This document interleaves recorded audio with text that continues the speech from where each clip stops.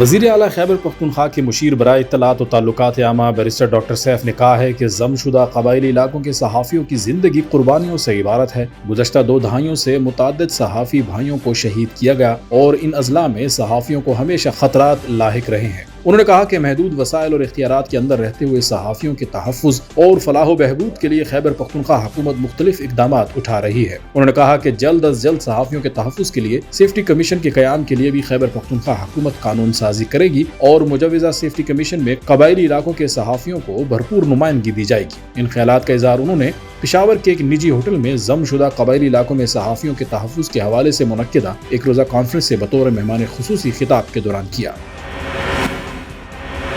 مشیر اطلاعات barrister doctor safe نے کہا ہے کہ وفاقی حکومت اور وزیر اعظم عزم استحکام کے حوالے سے تفصیلات قوم کے سامنے لائیں۔ قومی سلامتی جیسے بڑے مسئلے پر عوام کو اعتماد میں لیا جائے۔ جب تک آپریشن عزم استحکام کی تمام تفصیلات اور جزیات کو پارلیمنٹ کے سامنے پیش نہیں کیا جاتا، اس وقت تک کیا جانے والا کوئی بھی اقدام نہ قانونی ہوگا، نہ آئینی ہوگا اور نہ جمہوری ہوگا۔ قوم کو اعتماد میں لینے کا طریقہ پارلیمنٹ، قومی اسمبلی، سینٹ اور تمام صوبائی اسمبلی اور منتخب نمائندوں کی رائے اور فیصلے سے مشروط ہونا چاہیے۔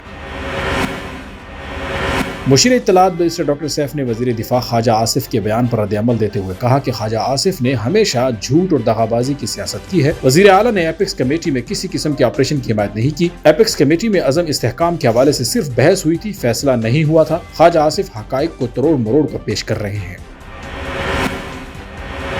مشیر اطلاعات بیرسٹر ڈاکٹر سیف نے کہا ہے کہ ملک میں دہشت گردی کا خاتمہ اور استحکام سب کی اولین ترجیح ہے۔ وزیر اعظم نے عزم استحکام کے حوالے سے بات کی۔ وفاقی حکومت کو عزم استحکام کے طریقہ کار، مدت اور دیگر متعلقہ امور کی وضاحت کرنی چاہیے۔ اس اہم ترین معاملے پر سینٹ، قومی اور صوبائی اسمبلیوں کو اعتماد میں لینا ضروری ہے۔